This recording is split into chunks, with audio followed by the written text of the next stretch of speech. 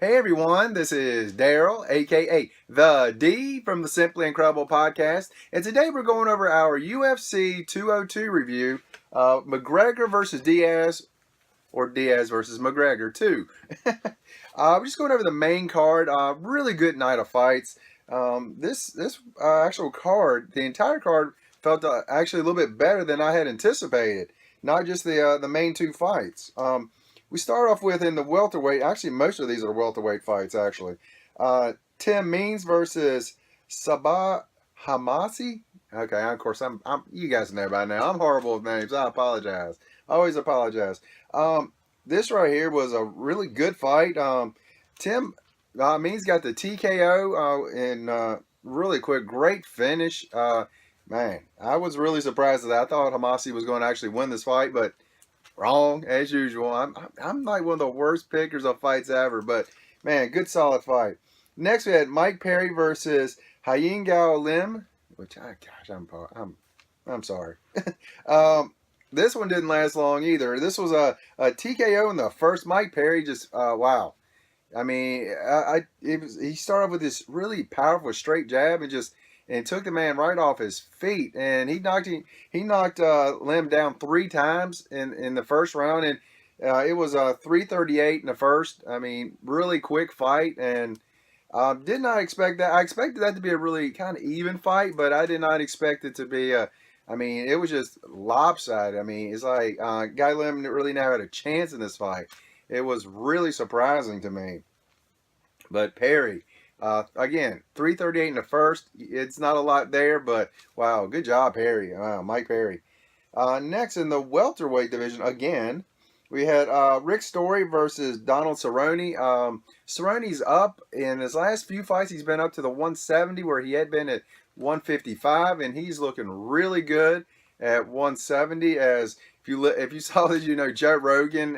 I mean, he mentioned it like 20 times how good that Cerrone's looking, and Cerrone got a TKO in the second, and one of the great combinations I've seen in a long, long time.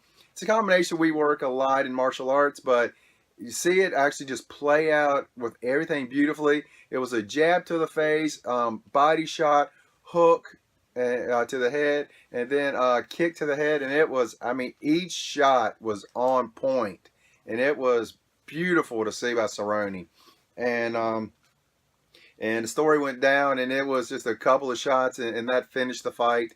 It was, I mean, a beautiful combination. I mean, the jab, cross, hook, kick. I mean, like I said, we worked this combination a lot, but actually seeing it play out where each punch was right on, then that kick was right on target. Absolutely beautiful.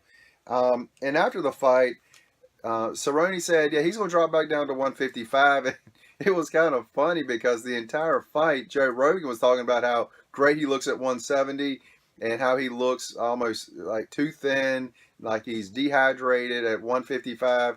And then Cerrone's like, yeah, I'm going back down there. And he was like, really? It was pretty funny.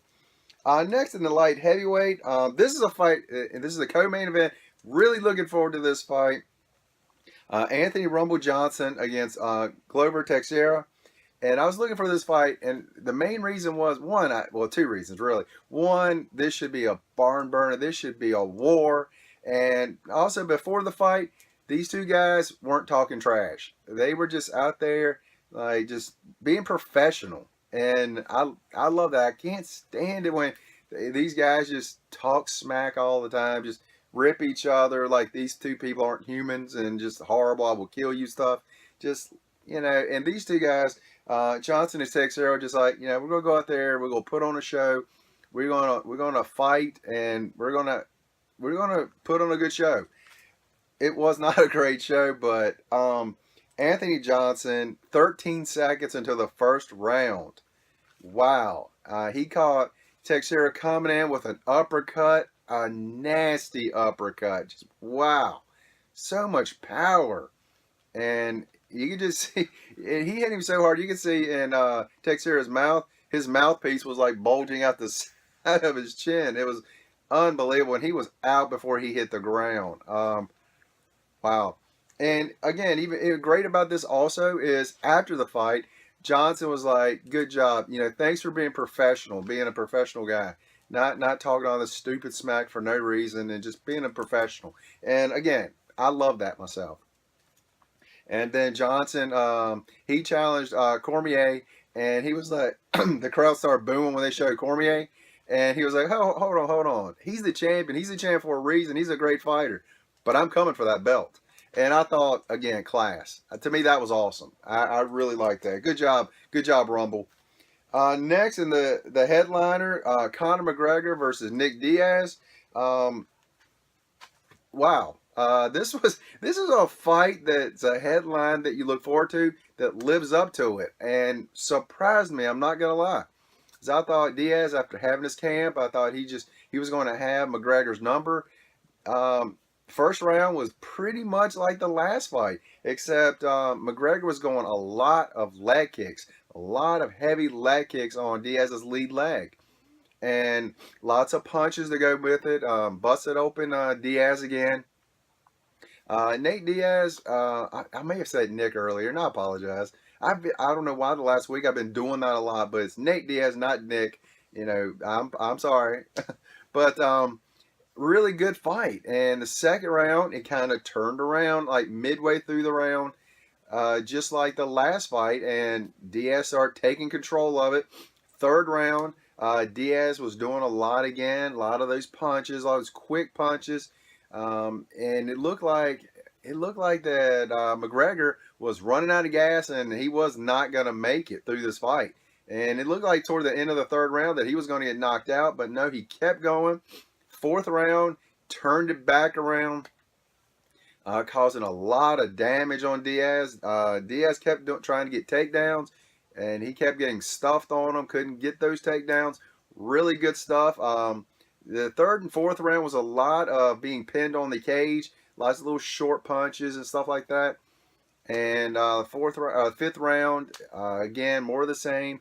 But Diaz did get one takedown right at the very end of the fight. I mean, probably like 10 seconds left in the fight, but couldn't finish. I mean, not enough time to finish. Finally got that takedown, but really, really good fight. I actually had the fight McGregor 3 rounds to 2, and the judges they had, and I don't know how they did this actually. It was two scorecards for McGregor, and one had a tie.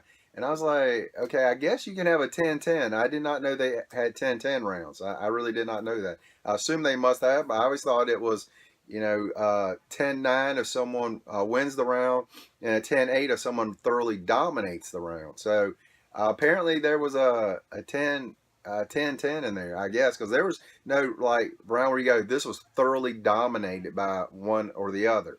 At least not to me. I didn't think so. But and going into the fight, I know a lot of people agreed with me on this. What they thought it would go just like the first one. Nate Diaz was going to win, and just maybe it'd be close in that first round, and just like the last one, Diaz was going to take control, and it looked like that as well. But McGregor fought through it, kept going.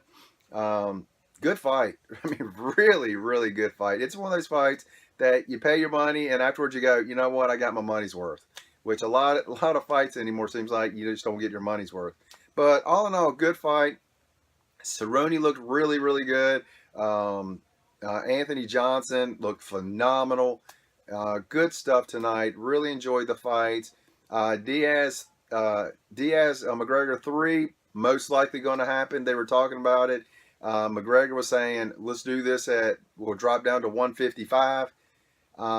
And I guess if they have a third one right away, I guess that means he's just going to get rid of his 145 title, I guess. His 145-pound title. I guess that's what's going to happen. I mean, he hasn't had a fight in the 145 since, I guess, December. I believe that's when the last time he was. I might be wrong on that, but I think it was toward the end of last year.